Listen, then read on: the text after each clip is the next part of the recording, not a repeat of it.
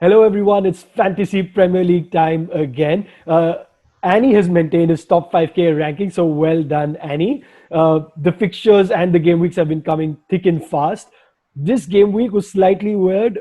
Kevin De Bruyne owners and captainers had somehow 2 bonus points, and then people like me would captain Bruno was like, "Wait, we'll show you with our clever last-second pick," but that did not happen, unfortunately. But anyway, in today's episode, we're going to look at how Annie and I performed last week, a very quick look at that, what we're going to set up for next week. We're going to do a quick look also on the blank game week and double game week and how we're planning to go about it, but we'll do a in detail episode of that later. So we're just going to give a quick look over that. And as always, look on the next game weeks, must-haves, captains, differentials, and all of that. But for now, Annie, let's jump right into it.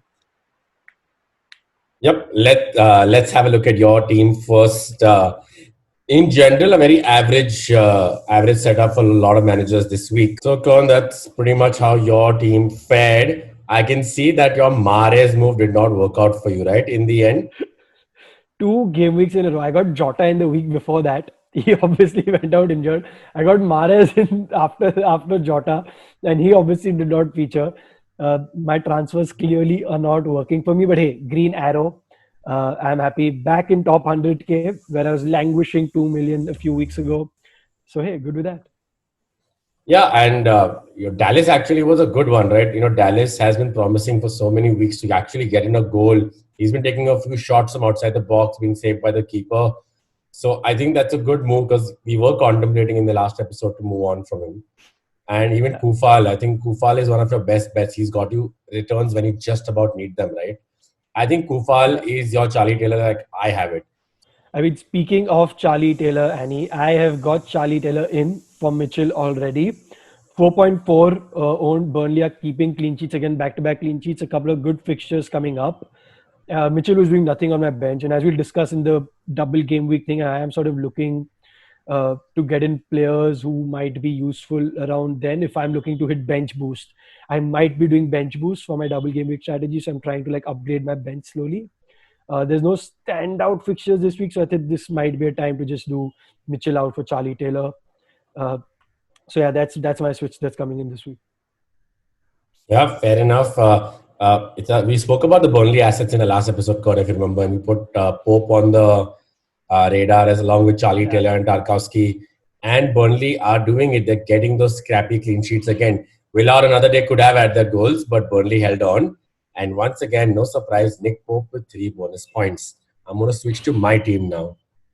Right. So I did take a -4 for game week 13. Salah, like we discussed in the last episode, right? I've been playing Salah and KDB in and out. It worked out for me last week since KDB blanked against City and Salah got in those points, lucky points, some say, against Fulham. This week around, you could say lucky again because bonus is the very apt word to use for all us De Bruyne captainers. So getting those 2 bonus points despite no attacking returns. I'm gonna love the FPL calculations there on bonus points. I am not complaining, but yes, it was a lucky haul indeed. Fernandes, like you said, first blank away fixture for him in PL history since he joined United, not just this season. So what I did like about this game week was that sticking with the likes of Son is paying dividends still. He does look like the focal threat, not Harry Kane, but he looks like the standout focal threat for Spurs, right? So it's worth to keep him along, even though I don't have Salah in this team right now. Bamford delivering since I got him in, happy coming up against United. Still going to keep him in my side though. Charlie Taylor, we spoke about this already, has been rescuing me week in, week out. 4.5 budget pick was why I took him in game week 2 onwards. I'm very happy with the returns he's given me in about 6 game weeks. No complaints there.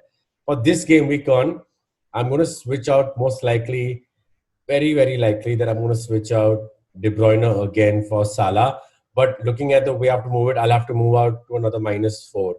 The only way I see that happening is downgrading Chilwell. So that's my option 1, scenario 1. Taking out De Bruyne, getting back Salah in because Liverpool have the better fixture on just by a bit much in the next coming game weeks. And downgrade Chilwell to a Zuma.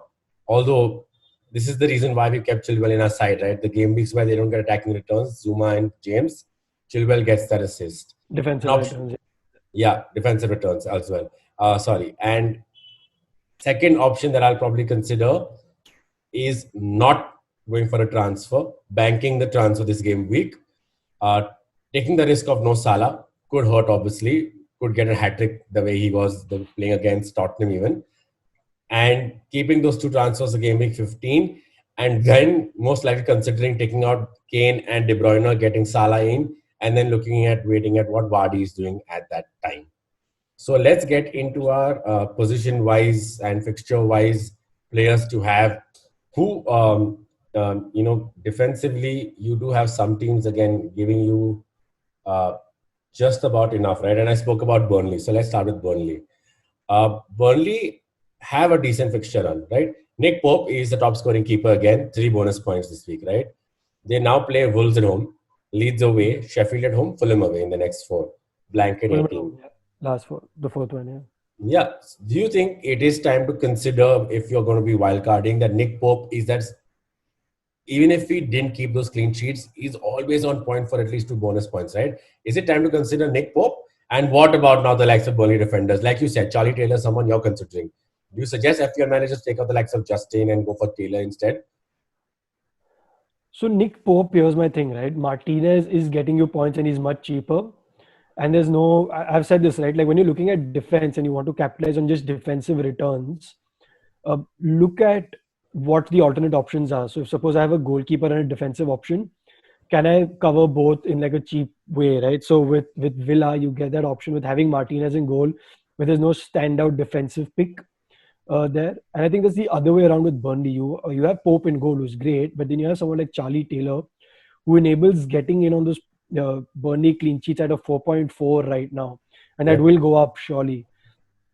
So I think for me, it just makes sense to bring in someone like Taylor. You know, easy enabler. Justin has been getting returns. So I'm not sure if Leicester owners want to get him out just yet, even though he could go out soon with the fullbacks. But if you have someone like Mitchell still in your team, you can easily replace with that. Five defenders, I'm sure you have one which you're not really happy with, and Taylor could easily be the enabler to go down and then save that money.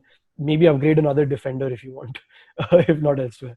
Yeah, fair enough. Because see, the problem is coming into the festive run, right? You would want, even though you had a budget pick option earlier, you would want ideally all your 15 players to be playing, right? You probably need that bench strength. Yeah. Like the team I have, Kilman has not been starting. I don't know with rotation if he comes in. So it is a worry for me that what if one of my players is benched, right? And Yeah. moving on for Justin, yes, Justin, we've been waiting for him to maybe be ducked out of the team, but he's still there. Tottenham and United next two fixtures though, but then Palace and Newcastle. So tempting, right? You don't know what to Mm. do there. You had a very good shout out with the Aston Villa assets, right? So I don't want to dwell too much into it because we have covered Aston Villa in our previous episodes before. Defensively, if you're considering any of their defenders in your side, like Karn said, Martinez is still the best bet, and looking at a goalie defender, you must look at any other defender in their side. Konsa was a pick. Injured last game, was ill apparently, but Mings is a set player at 5.3, goal set as well. Um, Moving on to Kern, your premium defense discussion. Now is the right time because wildcard possibly coming soon, double game weeks coming up. Liverpool prime fixtures, Trent fit, Robertson fit. Yeah, I was just going to get to that. The Robertson is such a conundrum right now. He's getting those assists. Clean sheets still haven't come in like they'd want to, but he's getting there. I'm still not going to jump on him, but I think it's going to be that time soon where Robertson might be a must-have in your team. Price rise might be coming in as well. It's just about how much money you have, and I think still right now Robertson is not offering that much value. Where I mean, you saw my team right now. I'm getting points returns from Dallas, Right. Sufal, Chilwell. When you're getting returns from those likes, why do I want to spend that much on Robertson when there is so much headache in midfield and forward? Just still where I'm coming from. But I do see that changing soon, and I know I say this every week. I'm still not sold on them yet, though. But if someone has Robertson, I'm definitely not going to tell them to remove him now. If you have him so far, hold on to him because I see his price rising year on. whether you bring him in right now or not just depends on team composition, how much money you have, and whether you want a Kane or a Son, and just how you're working there. And yeah, I mean, we keep telling people, right? Send us your teams if you want. I keep getting a lot of messages with teams in my DM and WhatsApp. Hey, what do we do? So send in your teams, guys, and we're happy to sort of help you with personalized changes if needed. Yeah, funny with Robertson, 7.2, one goal and four assists in, he's not missed a minute of the campaign so far. You look at Chilwell, 6.2, two goals and three assists.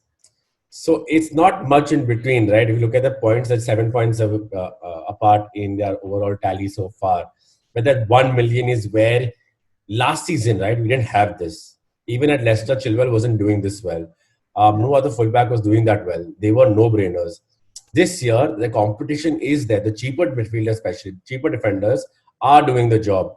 But it's just so hard because you get so scared, right? You're just one game week away from not having them, and they both go on a mad run with Salah, Mane, and they get in 4 goals, and you feel like, oh my god, why did I not do this? I saw it coming. But yeah, it's a risk worth not taking. Still, is what we both I think endorse. Yeah, and it's paid off so far, right? As you said, Annie, Yeah. Chilwell does have more points than Robertson. So we've been sort of dreading it every week, but so far that 1 million has enabled us getting so much points elsewhere, but it's also held up at the back in terms of pure points. So as of now, it's worked good. If that change comes, then we'll be prepared to make that change then. And we would have already made points from before. So, I don't think there's a crazy, oh shit, we must have Liverpool attacking assets right now moment yet. Fair enough. Let's move into our midfield then, because we've finished off our defense perfectly. We already spoke about Liverpool, right? Crystal Palace away, West Brom home, Newcastle away, Southampton home. Before they play United. 18th is a blank. Now, instead of discussing the midfielders in Liverpool to have, let's look at it fixture-wise, right? Now, which are those three midfielders who are your must-haves? Everyone has their own combinations with Son, KDB, Bruno, Salah, Bruno, KDB, Son, Bruno, Salah, KDB, Grealish. People have gone all out. Like you, Karn. You have the perfect midfield of sorts, right? Looking at the fixtures that are coming up now, for you, which are the three must-haves in the premium segment? And I'm going to include in this premium segment Son as well, not Grealish. Salah first up there, man. We saw this week while everyone was wondering who to captain, KDB or Bruno, and brilliant fixtures, and Salah's facing Jose Mourinho's Spurs and this and that. Who got the goal in the end? I saw a tweet which is very interesting. FPL is a very easy game. You select 10 players and just the 11th is Salah and you captain him every week. Yeah. And I think that sort of works, man, as a strategy. So I think Salah is a must-have through this, and their fixtures are amazing. These are the ones that you expect good returns from them. You expect Salah to be captaincy options in these. West Brom the week after this one, like definite captaincy option there. He has a double game week with United and Burnley. So if you have him, it sort of bodes well for the double game week as well, depending on what you're doing there. Salah, therefore, the top pick. Bruno, I would still say, is needed, even though Leeds this week is tricky at home, but Leeds are conceding. Leicester after that, slightly tough, but again, they are conceding. Wolves. I know they're tough, but yeah, that could go either way. Yeah. Then Liverpool and Fulham in the double. So it could go either way, but if anyone's getting those points for United, it's Bruno. And my third pick, if I had to pick. Are you sure, Karn? As per last night's game, I'm not so sure anymore. That's true. I mean, we do now have an option of looking at Rashford, but in the larger sense of things, of course. Bruno is the pick there. Obviously, if you want a differential route into United, Rashford maybe, but still not too consistent for me in terms of points returns, right? Third pick, if I have to pick between KDB and Son, oh man, it's so close. You have to have an attacker from City and you have to have an attacker from Spurs, right? But if you look at just fixtures, then Spurs edges it out for me. So Son or Kane, one of those two are a must-have. And what I don't have them yet, and I'm planning to get them in 2 weeks from now. I'm planning a little further ahead because see, right now they have Leicester at home and then Wolves away. Correct. Both could be tricky fixtures, but then Fulham at home after that, and then Leeds at home, Villa away, and then Sheffield United away. So those four fixtures you want to have Spurs assets. Yeah, I am dreading the rotation from Mourinho because you want to rest Son. I wouldn't blame him. Yeah. He's run around all game, every game he's given his best, right? But the fact that they've seen out that tough run and pretty much got away with returns with apart from I think the Chelsea game should tell you that there's no reason for them now to stop when they play the likes of Fulham from 16 onwards to Leeds, Villa, Sheffield till they play Liverpool again. Tempting to keep them in. Yeah, if you had to ask me, I think it would be Salah, Bruno, and Son, KDB, which is why I told you all in the first part of this episode why I want to take him out, but I can't afford Salah in without taking a -4. Probably banking this week and getting Salah for West Brom, and hopefully I've not lost too much ground. Salah has had a price rise overnight. He's at 12.4 now, so that's interesting to note, Karn. Let's move on to the other sets of midfielders then. And we'll probably cup that in if you want with the budget midfield. So we can round off the midfield topic end, right? Then you have Grealish, okay, at 7.8 now. Zaha 7.5. Rashford is where it gets tricky. Rashford could be a cover for Fernandes, or Rashford could actually be a cover to double up now in case you take out Son, because if he's in form and doing well with Fernandes, Rashford should be able to maybe outscore Son, right? Or match him at least. And he's a good differential to have compared to the ownership of Son. Son's the highest owned player now at 60%. Rashford's still under 8%. Then you have the likes of Pedro Neto at 5.8, Bowen 6.4, and we discussed a few others last week. So how do you balance these players to compensate for not having a KDB in your side if you go for Salah instead, not having Son in your side? How do you structure these players in this team? Yeah, I think the fifth midfielder is so crucial right now, and I'm honestly trying to figure out the uh, my strategy for the next few weeks around that fifth midfielder. Right, I'm trying to see how the fixtures are going and seeing.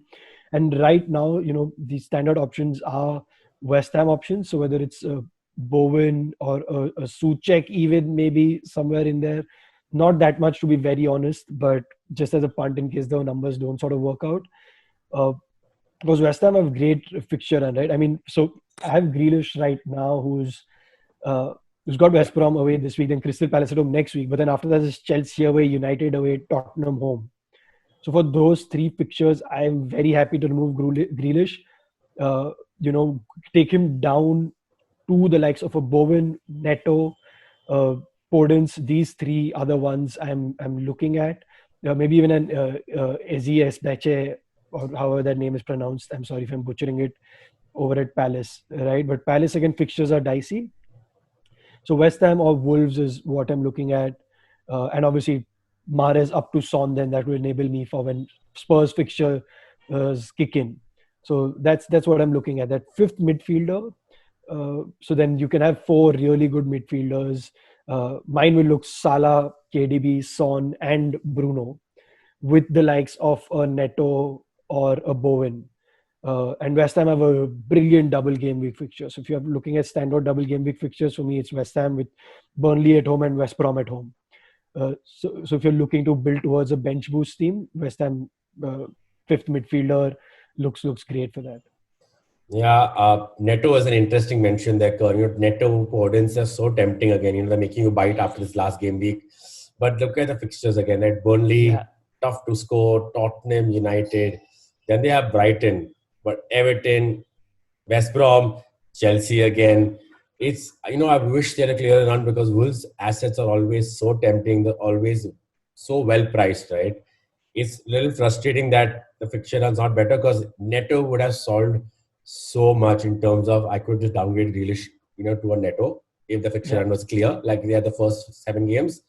Easy Salah back into the side, no worries at all, no sleep lost. But FPL is just not that easy. And Kern, before we go into our forward lineup, quick mention to the likes of Klitsch, who delivered an assist, to Leeds United, who scored 5 goals, but Rafinha did nothing. So I think Rafinha goes out of our watch list or radar or whatever we had him on, right, last week, because that was a bit disappointing. And if Yeah. you, I think, must consider, like I said, a Leeds asset, Klitsch is the one, or according to me, Harrison is someone we spoke about in the starting game week. Harrison at 5.4, better worthy option. Yeah, I mean, that's the thing with Leeds, right? 5 goals, but Bamford got a lousy, weird, lucky tap in. Rafinha, who's generally at the end of everything, got nothing. Pablo Hernandez, who came off the bench. If he was any younger and he would be starting games, he was the first name on my team before even game week one. When I was doing my research on the championship teams and who I should get, Pablo Hernandez. But then age and this and that didn't work out. But Leeds are tricky. Bamford is the easiest option in attack, and Dallas at the back, who's going forward. So hit and miss there. Klish, yeah, safer option with set pieces as well. Okay, fair enough. Karn, lead us into the forward discussion because we know this is something you have really focused on and looked at to balance that midfield of yours, right? With the coming fixtures, for your two strikers, are you a bit wary about losing ground, or do you think these are still the best forwards to have, and it's a no-brainer for you? Keep them as long as you can keep them. No, I'm definitely worried about my strikers. That's the little problem area. Obviously, Brewster, record signing for Sheffield United. Apparently, the best thing Liverpool ever created. Okay, not ever, but uh, and They've convinced you he's done otherwise. nothing. They could have convinced you otherwise. So yeah. They could have convinced me otherwise. Exactly. Start of the season, they would have been better than Mason Greenwood, right? Just wait and watch. Uh, so I don't know. That's been a bit disappointing one. Like sort of, I mean, he's not coming off the bench at all. I've not needed him, but it would have been nice to have that 4.5 enabler, even if just for that one punt game week, right? Calvert-Lewin's been getting those returns for me, which is nice, but his price is dropping now just because his ownership was so astoundingly high. He's still at 59% ownership, but his price is dropping. So, that's a really weird one. I would have loved to have the likes of a Kane or a Vardy, but unfortunately can't. I would have loved to get Wilson in, honestly, but his fixtures turn again. So there's no consistent week. And I'm actually a little glad that he hasn't delivered too much last 2 weeks because I wanted to bring him in and I decided otherwise. Yep. Uh, for now, Bamford and Calvert-Lewin will do. With the Wolves fixtures, honestly, I was waiting to see if anything happens with Fabio Silva, if he finally finds his ground, Yep. or if Jimenez makes a miraculous early return, which I'm guessing not. But if somewhere around there, around when their fixtures turn, right before the blank game week where they do play, uh, if somewhere a Wolves forward becomes available, I'll be monitoring that. Yeah, Calvert-Lewin, interesting discussion. He did lose some ownership last week, dropped a point as well. But I think, Karn, it was like you mentioned, you were considering Wilson as well. A lot of managers made that move for the fixture run, and we don't blame them. We would have done the same, right? Yep. But we just tempted ourselves out of it. Looks like it's good you held on because DCL does play Arsenal, who could show up after Aubameyang is scored. Then they have Sheffield. Defense is still without Gabriel even now. Yeah. David Luiz is back, but defensively they haven't fixed it. So I'm hoping it's goals in that game. Yep, because then they have Sheffield, City, West Ham, Wolves, Villa, Leicester, Newcastle. It's not a really bad run. I think the other reason why some managers did take out DCL is because downgrading DCL to Wilson, that's $1 million in the bank, or to Bamford is $1 million plus two. I think instead of taking out the likes of Vardy and Kane in the side, they've kept those premium options and they decided to make that 1.2 million or 1.4 or 1 million right there and go for the likes of Ollie Watkins. Because let's be honest, he hasn't delivered, obviously. But if you look at the fixtures, Villa had an 8 crazy run, which is about to come to an end with West Brom and Crystal Palace. Tempting option to keep him, why not, right? But he's not delivered. But you rightly mentioned, right? Bamford, through thick and thin, through fixtures, he just gets so many chances. We speak about this week in, week out. So many chances. And United, the way they concede, I would not recommend anyone to take Bamford out, even bench him for any reason. Yeah. Burnley, West Brom could easily get goals there. Spurs is the funny one, not sure. But you know what? Enough worth to keep in your side. Yeah. For me, where now I'll move on to this, to just wrap up the discussion, is again look at the likes of Kane versus Vardy. We've done and dragged out the discussion, but I will just give a closing mention, Karn, and if you want to add something, please go for it, right? Kane's in the tough fixture run, 10.9. Yes, expensive, owned. Vardy, 10.3. Very bad fixtures coming up, Tottenham United, but then it's Palace, Newcastle, blank 18, double game week 19, Chelsea, Southampton. It's really not easy to toss up between the both of them. But I recommend if you are looking to make space in your forward line to make move for your midfield, I don't think Kane to Vardy, something I was considering 2 weeks back, is the right move to make. Rather DCL to Bamford if you don't have it, Watkins, Che Adams, even like Karn recommended last week. The Che Adams is just doing enough to get you points from a budget point of view, right? Keep in Harry Kane, according to me. Don't think now's the right time to take them out with the turn of fixtures from 15 for them, where they are going to do much better off. Anything to add, Karn, or we can move on to their No, I differential I picks? I completely concur. Kane, if you have him, I'd love to have Kane right now over Son. I'd love to have Kane right now. It's just I've made my team in such a way where I can't bring him in right now without completely changing everything, which I can't do without taking points hit, and I don't want to do that right now. Uh, Kane, if you have him, definite keep. Vardy, as you said, fixture turn, and he has a propensity for just going on random blanks and getting random returns. I think with Vardy, it's a little more random, since I've used that word already. Kane, a lot more dependable. And before we move on, actually, I just want to put a quick mention also to Che Adams. We were discussing premium powers, and my mind went to Danny Ings, and I'm like, oh, Che Adams got another return, uh, you know, Yeah. uh, recently. So Che Adams, mixed bag of fixtures, but good enabler. I think a good different enabler at that price point, especially because Southampton are still doing so well. Okay, fair enough. We can now move on to our differential discussion. So I'll start off with my differential pick for this game week. Especially if you're looking to move out KDB to get Salah in. Um, Sergio Aguero, 1.3% owned. He is fit now. Ooh. Southampton away, Newcastle home, Everton away, Chelsea, Brighton, Crystal Palace, West Brom, Sheffield. That fixture run is really good and smooth. No blank game week either. Now that is the move I would say if you're looking to get Harry Kane out. Maybe instead of Vardy, Sergio Aguero is the guy for you. 6.6 lesser money in the bank. Maybe he's a missing piece in this City attack. After all, KDB's returns could also increase. One to keep an eye out for sure, man, Aguero. And I know he's not the same, but you gotta have faith in Sergio, right? When have we ever heard Sergio Aguero as a differential, right? The crazy season that we're having. Yeah, that could be one that really pays off. Mine is completely at the other end of the spectrum. My differential is Danny Welbeck. Low price enabler for your team. Good fixture at home to Sheffield United. Punt. Yeah, I mean, to be fair, Karn, I made a funny face, but he actually has passed an eye test of sort, right? Because not only in the Liverpool game, you saw he's breaking the defensive. He has pace on him. He always had pace. He's not lost his pace. The only thing that the problem has He's lost always been everything else. his finishing is what is the bit of an issue there. But hey, you know what? Definitely, I think actually a very good option to consider in the mix with the Bamfords and the Calvert-Lewins, especially if you are looking to downgrade Calvert-Lewin instead of Wilson because of fixture turn. Um, Welbeck probably might work out to be a better option. Now our captain picks. Not an easy or a smooth one this week at all.